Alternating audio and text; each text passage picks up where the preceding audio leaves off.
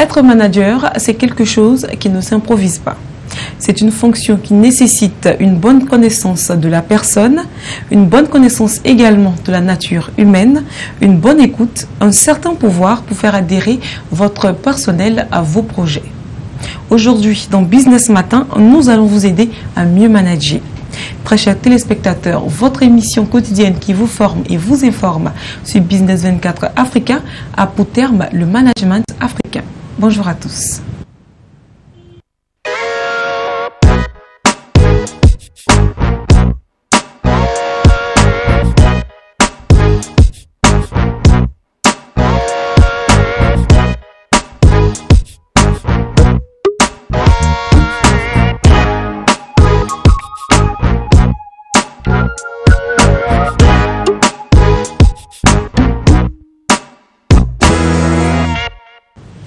Au cours de cette émission dans Business Matin, aujourd'hui, nous allons recevoir Monsieur Anderson Konon-Sénikan. Vous êtes professeur en pôle contrôle de gestion et comptabilité et audit à TBS, n'est-ce pas? Oui. Alors, aujourd'hui, vous allez nous parler du management africain. Oui. Bienvenue sur le plateau de Business Matin. Bonjour, merci. Alors, nous allons entrer directement dans le vif du sujet et puis vous allez nous expliquer déjà ce qu'est le management. Alors, on pourrait dire que le management, c'est finalement la façon dont nous percevons le processus décisionnel des uns et des autres à l'intérieur d'une organisation et la façon dont nous concevons aussi ce processus décisionnel. Et donc, quand je dis à l'intérieur d'une organisation peut être à la fois publique, elle peut être privée, elle peut être sous forme ONG, elle peut être à but lucratif. Et donc, l'idée, c'est regarder comment est-ce que cet ensemble qui va avoir à l'intérieur des êtres humains vont interagir, vont prendre des décisions pour converger vers un but. D'accord. Alors, pour vous, il existe un management africain. Pourquoi? Alors, il existe un management africain tout simplement parce que, en fait, dans l'idée, on est en train de dire que, tout simplement, manager, c'est finalement le propre de l'homme d'une certaine façon. Et donc, la problématique qu'il y a derrière la question du management africain est de dire, est-ce que la façon dont les gens gèrent les organisations, la façon dont les gens interagissent sur le lieu de travail est déterminée par certains traits caractéristiques qui sont ancrés dans le contexte social. Et donc, de ce point de vue-là, oui, effectivement, il pourrait y avoir un management africain, il y a un management africain qui pourrait donc se distinguer des autres formes de management qui existent. Alors aujourd'hui, avez-vous fait un constat justement pour affirmer qu'il existe de façon aussi officielle le management africain? Alors, le constat il est de plusieurs ordres, c'est-à-dire qu'en tant que chercheur, en général, quand nous travaillons, nous faisons ce qu'on appelle une revue de la littérature et nous regardons si des chercheurs avant nous, ou de façon ou en parallèle par rapport à nos préoccupations du moment, s'il y a des chercheurs qui ont travaillé sur la thématique qui nous intéresse. Et oui, effectivement, il y a toute une littérature sur la question du management africain qui consiste à regarder d'une certaine façon les déterminants de ce management africain, les composants de ce management africain et finalement ses conséquences sur les objectifs des organisations. Donc oui, je réponds à l'affirmative qu'il y a un management africain qui va se distinguer de toute autre forme de management qui, par ailleurs, vous savez, provient d'endroits autres que l'Afrique d'une certaine façon. En tout cas, de la façon dont on gère les entreprises aujourd'hui et les préceptes qui permettent de gérer les entreprises ne sont pas nécessairement des préceptes qui sont ancrés dans le contexte africain. Et donc, de ce point de vue, il y a une distinction très claire entre ce qui pourrait être un management africain, ce qui pourrait être un management européen ou ce qui pourrait être un management japonais ou chinois, vous voyez. Voilà. Alors, donc, à vous entendre, le management donc, diffère d'un continent à un autre. Selon vous, pourtant, les activités sont les mêmes. Alors, oui, justement, c'est ça qui est intéressant, c'est ça qui est fascinant dans la recherche, ou c'est ça qui est fascinant dans ce que nous faisons comme travail. C'est-à-dire que, dans tous les cas, il est question d'avoir des organisations, il est question de parler de pérennité des organisations, vous comprenez? Donc, si vous voulez, cette finalité-là, elle peut avoir un caractère universel. Bon. Maintenant, la question c'est, comment, compte tenu du contexte socio-culturel, historique d'un pays, ou d'une personne même, d'une entité, vous voyez, d'une personne physique, compte tenu de sa trajectoire sociologique, comment une personne va interagir, comment une personne va prendre des décisions dans son espace de travail. Ça, c'est en fait, c'est quelque chose qui peut être distinctif d'un pays à un autre, d'une région à une autre. Voilà, donc effectivement, il y a là des éléments qui sont très intéressants à regarder. Nous pouvons avoir des objectifs qui peuvent sembler être identiques. Quand je suis aux États-Unis, j'ai envie que mon entreprise perdure le plus longtemps possible. Quand je suis en Côte d'Ivoire, j'ai envie que mon entreprise en Côte d'Ivoire perdure le plus longtemps possible. La question est, quand je suis dans un contexte ivoirien, compte tenu effectivement des questions de trajectoire sociologique, des questions économiques, des questions culturelles, comment je fais en sorte que cette entreprise perdure sur ce qu'on appelle le workplace, sur le lieu de travail. D'accord. Alors, selon vous, quelle attitude donc pour le manager et l'employé? Alors, l'attitude pour le manager et l'employé, c'est tout là l'enjeu, hein, pour vous dire la vérité. Ce que nous faisons en recherche, c'est de regarder finalement comment finalement le système africain de pensée, notre mode de pensée, comment notre vie communautaire, comment notre solidarité communautaire, comment nos rites, comment, vous voyez, des caractéristiques dans nos relations entre les jeunes et les âgés peuvent déterminer des relations à l'intérieur d'une organisation. Alors, je peux vous donner un exemple. Alors, j'avais donné cet exemple à l'occasion d'une conférence. L'idée, c'est, vous imaginez par exemple quelqu'un qui, parce que a fait des études, sort cadre et est embauché dans une entreprise, a de la responsabilité, a sous sa responsabilité des personnes d'âge différents. Et ce responsable-là est moins âgé que ceux sur qui il a autorité, en tout cas hiérarchique. Bon, vous comprenez que dans le contexte africain ou ivoirien que je connais le mieux, je me dis bien que la façon dont cette personne va s'adresser à ses collaborateurs ne sera pas en tout cas, il n'aura pas la même façon de communiquer selon que les tranches d'âge soient très proches, selon que ce soit des personnes âgées qui sont en face, parce que dans notre culture, nous avons une certaine façon de communiquer, d'échanger selon les classes d'âge. Voyez. Donc là, tout de suite, on voit très bien l'enjeu de cette question des spécificités du management dans son espace, on va dire, naturel en fait, d'une certaine façon. D'accord. Alors, pour tous ceux qui nous prennent en marche, sachez que nous sommes aujourd'hui dans Business Matin en compagnie d'Anderson Konan-Sénican. Il est professeur en pôle contrôle de gestion, comptabilité et audit à ATBS. Et aujourd'hui, nous parlons donc du management africain. Après avoir fait donc votre constat, est-ce que vous pouvez aujourd'hui asseoir des bases selon votre point de vue puis votre expérience? Oui, alors il y a des bases, il y a des bases, c'est-à-dire qu'on a constaté qu'en fait, il y avait un système de pensée, en tout cas un système africain de pensée, qui déterminait la façon dont les gens prenaient des décisions, qui déterminait la perception des gens de ce que c'est que le contrôle, qui déterminait leur perception de ce que c'est que l'autorité.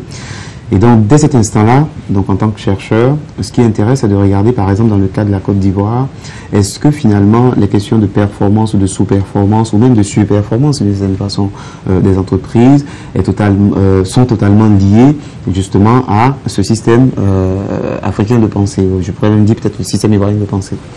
Donc, effectivement, il y a des bases, il y a des modèles qui existent. Alors, il y a plusieurs façons de faire de la recherche. Donc, on peut éventuellement essayer de regarder si certains modèles qui ont été testés dans d'autres pays africains, notamment parce que les Sud-Africains sont très en avance sur ces questions-là de management africain.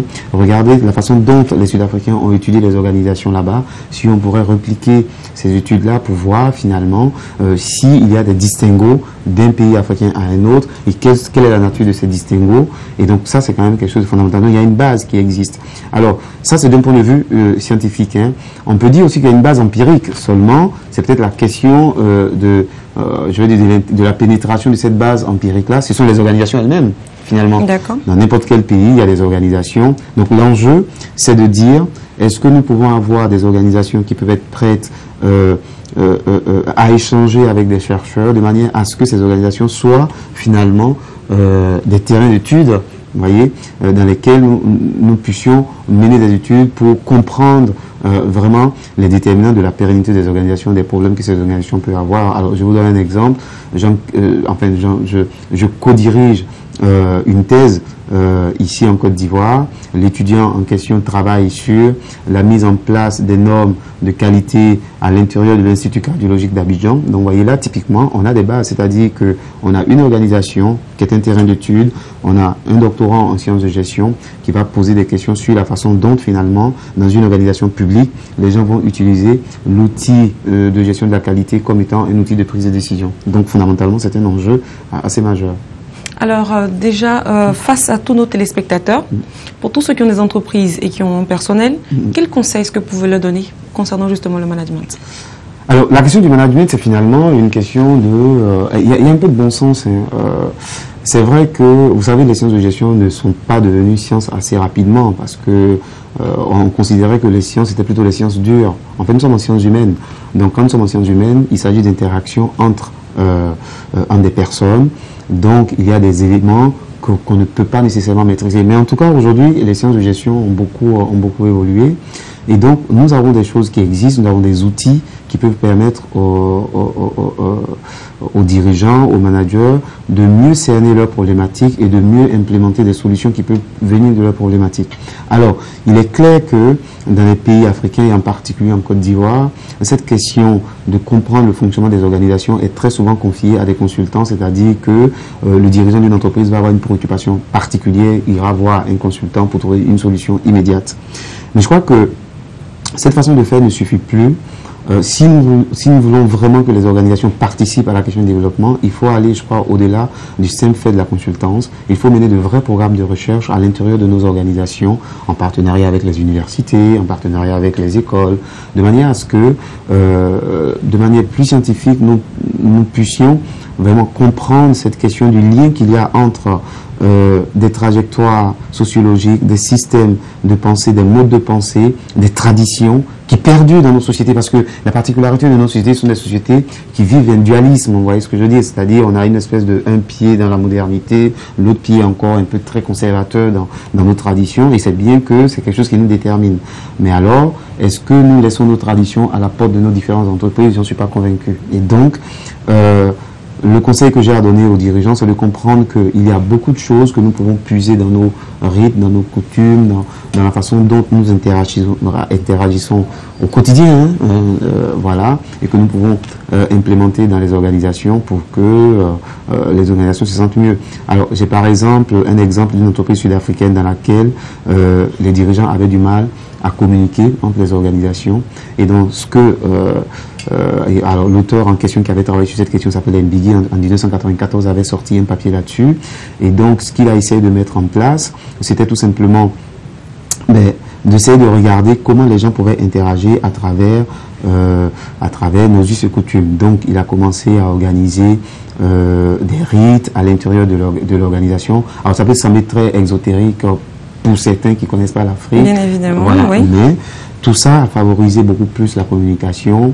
Par exemple, ici en Côte d'Ivoire, vous avez quelqu'un comme Marcel Zadikessi, qui a été haut dirigeant de la CIE et de la SODECI, qui à lui était parti plutôt des éléments de notre culture ivoirienne qui pouvaient ne pas être cohérentes avec la façon de gérer les organisations d'un point de vue entre guillemets moderne, et donc a mis en place tout un système qui intégrait nos cultures ivoiriennes. Par exemple, c'est un des premiers dirigeants en Afrique à mettre en place ce qu'on appelle le Conseil des sages à l'intérieur d'une organisation africaine. Quand ce que nous avons appris du monde occidental est tout simplement dans une forme SA d'entreprise, on a classiquement un conseil d'administration ou un conseil de surveillance quand on est en système dual, et ensuite en forme exécutive, on a une équipe dirigeante ou un comité exécutif. Alors lui, il a introduit dans ce dispositif-là, par exemple, un conseil des sages qui permettait de déverrouiller par exemple des conflits. Donc l'idée, le message que je peux porter aux dirigeants, c'est de dire, regardez finalement nos racines. Dans nos racines, nous avons en tout cas tout un ensemble de dispositifs d'appareillage pour régler des conflits sur le lieu de travail, pour motiver des gens, pour mettre des gens en confiance. Et donc je pense que c'est cette authenticité-là qu'il faudrait que nous ayons dans nos organisations. Voilà, merci beaucoup, Monsieur Anderson Konan-Sénican, de votre présence sur notre plateau et pour toutes ces informations très croustillantes. Nous continuons Business Matin et pour cela, nous recevons notre community manager, notre professeur informatique, qui n'est personne d'autre que Sylvestre Aferi. À tout de suite.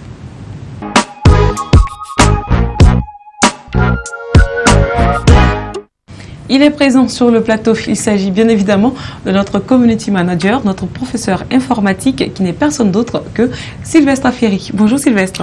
Bonjour Noélie, bonjour à nos téléspectateurs, tous ceux qui aiment l'informatique et les réseaux sociaux.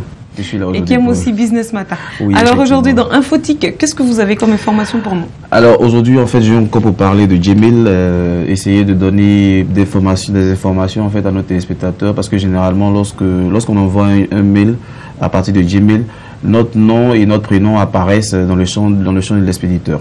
Donc aujourd'hui en fait je viens apprendre à nos téléspectateurs à pouvoir personnaliser, à pouvoir ajouter, mettre un pseudonyme ou bien mettre le nom de leur entreprise ou le nom de leur association par exemple avant d'envoyer le mail.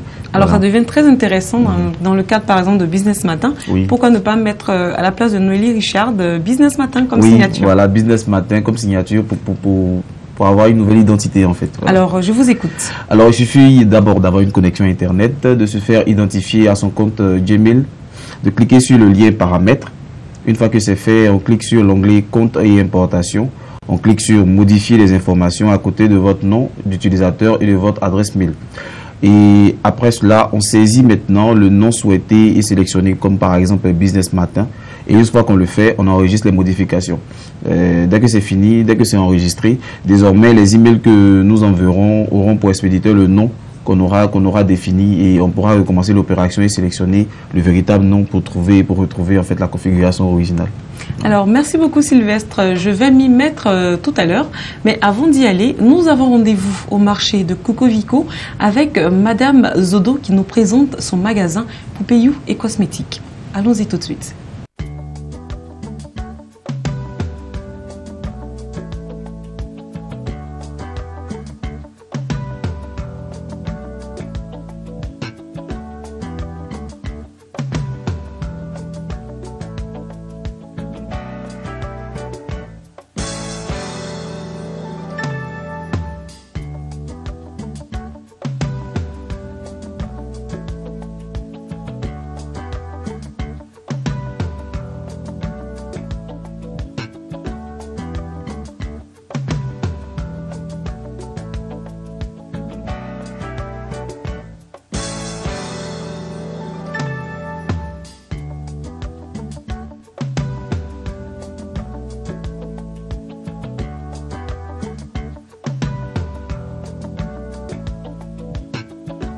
Moi, c'est Rosine Semité, épouse Zodo. Voilà, je suis une commerçante. Je vends un peu de tout, comme vous le constatez. Ici, c'est côté pagne. Je fais Oise Côte d'Ivoire. Je fais les Hollandais. Je fais aussi les Hollandais Prestige. Et je vends aussi les super Hollandais. Bon, on a mélangé aussi avec certains petits pagnes, voilà. Et encore dans le même magasin, nous avons les bijoux. Je vends les bijoux, voilà, les plaqués. Je vends les montres, les bracelets, les sautoirs, les boucles d'oreilles, un peu de tout ce qui concerne bijoux pour les femmes. Ici aussi, c'est le rayon des produits. Là, je vends les produits importés comme les produits locaux, voilà. Et ici aussi, c'est toujours les mêmes produits qui continuent. Là, j'ai les produits un peu de haute gamme. Et j'ai les cheveux humains qui sont là, plusieurs qualités. Les péruviennes, les malaisiennes, les indiennes et les brésiliennes. Voilà, j'en ai aussi en raide, en gaufré, en ondulé. Et voilà, c'est un peu ce que je vends dans mon magasin. Pour tout commencer, il faut dire aussi que moi, je suis une femme, j'aime bien les chichis. Voilà, avant que je ne fasse le magasin, quand je rentre dans un magasin de cosmétiques ou de paille, vraiment, j'achetais tout ce qui me plaisait. Donc du coup, c'est ce que j'aime, c'est mon travail, c'est ma passion en fait. Sinon moi-même à la base, je suis une opératrice économique, mais parallèlement à mon travail, je me sens bien ici. Voilà, je me sens bien ici, j'ai des clientes vraiment extraordinaires avec lesquelles je m'entends très bien. Et puis voilà. Là, nous avons les rouges à lèvres. Il y a toutes les couleurs. Ici, ce sont les crayons qui ne coulent pas parce qu'il faut mettre la qualité. Voilà, une femme doit être toujours rayonnante. Voilà, ici, c'est les glosses, les mascaras, les fossiles. Les fossiles, il y a plusieurs qualités. Ça, ce sont les fossiles, ça c'est humain. Et là, c'est synthétique. Bon, ce côté-là aussi, il y a des mascaras. Nous avons des crayons. Il y a un peu de tout. Voilà, il y a un peu de tout pour la femme. Si une femme veut se rendre belle, elle vient simplement. Alors, quand elle sort d'ici, elle change. Elle change positivement, justement. Bonjour, madame. Je suis venue vous demander si vous pouvez me donner quelque chose qui pourra arranger mon teint. D'accord. Pour avoir une peau vraiment éclatante. Ah ben d'accord, vous êtes bien arrivé. Mais soyez la bienvenue. Alors ici, nous avons plusieurs produits. Nous avons des produits importés, des produits locaux. Donc à vous de nous dire un peu quel genre de trucs vous voulez. Des produits importés ou des produits locaux. C'est moi les produits importés. Le visage. Pour le visage, d'accord. En ce qui concerne les produits importés, j'ai des produits là que je vais vous proposer tout à l'heure. Voilà, j'ai une crème pour le visage, pour unifier le visage. Et cette crème là, vous l'utilisez les soirs au coucher. Voilà, c'est juste les soirs, on ne l'utilise pas le matin parce qu'il fait chaud en Afrique. Donc il faut utiliser ça les soirs. Et il y a un savon aussi que je vais te proposer. C'est un savon anti-bouton. Voilà, là tu peux utiliser 2 fois par jour, matin et soir. Vous avez demandé tout à l'heure des produits, des conseils pour la peau et tout ça. Moi je vous conseille, je vais d'abord toucher la peau parce que voilà, d'accord. J'ai ce lait là que je vous propose, vous utilisez 2 fois par jour. Voilà, vous utilisez 2 fois par jour, matin et soir. Voilà. Et en ce qui concerne le visage, comme je l'ai dit tantôt, cette crème là, vous l'utilisez les soirs au coucher. Voilà, vous mettez juste un peu et vous massez légèrement. Voilà, vous ne faites pas trop, vous ne forcez pas. Hein. Vous massez légèrement jusqu'au décolleté, de sorte que le teint soit uniforme. Et le savon, vous appliquez d'abord le savon. Étant dans la douche, vous appliquez le savon. Vous laissez au moins 5 à 10 minutes. Vous rincez le visage et au coucher, vous appliquez la crème. Et le savon, vous vous pommadez le soir et le matin. Maintenant, j'ai fait un petit constat quelque part là tout à l'heure. J'ai vu qu'il y a un peu de quinto. Voilà. Donc, il y a cette crème là que je vous propose. C'est une lotion et en même temps un sérum. Donc, vous utilisez la lotion les soirs. C'est-à-dire, vous mettez dans du coton et vous massez sur la partie concernée. Et puis, après, vous mettez le sérum. Et là, vous faites ça tous les soirs. 1 fois par jour, tous les soirs. Voilà. Voilà. Je vous en prie. Je vous en prie. Attendez que je vous serve. Vous utilisez ça matin et soir. Voilà. Vous utilisez matin et soir. Et tout à l'heure, je vous ai montré une lotion avec un sérum. Et là, vous appliquez la lotion les soirs, que les soirs. Et après l'application, vous utilisez aussi le sérum sur les parties concernées. D'accord. Voilà, je vous en prie. Merci beaucoup. Je vous en prie. À bientôt. À très bientôt. Au revoir. Merci. Tout ce que je peux dire à mes soeurs, c'est d'avoir le courage, parce que rien n'est facile, et de se mettre au travail. Aujourd'hui, bon, peut-être d'autres ont compris, mais pour ceux qui n'ont pas encore compris, je leur dirais simplement de se battre. La vie, c'est un combat. On commence tout petit et puis demain, quand tu travailles avec la persévérance, le courage, Dieu te bénit et ça avance. Moi particulièrement, j'ai commencé vraiment avec un petit truc. Bon, aujourd'hui, je ne dis pas que c'est un grand truc, hein, mais je vais juste dire simplement qu'il y a eu un début quelque part qui n'était pas trop ça. Mais avec la prière, la persévérance, par la grâce de Dieu, et puis le travail aussi, il ne faut pas vendre parce qu'il faut vendre. Il faut vendre des choses que tu connais. Voilà, quand tu connais, quand tu parles de ça, tu parles avec la passion. Et quand les clients vont, ils sont satisfaits, demain, ils viennent encore. Donc, tout ce que je peux dire, c'est de prendre courage à demain, de se mettre au travail, parce que la vie n'est pas facile.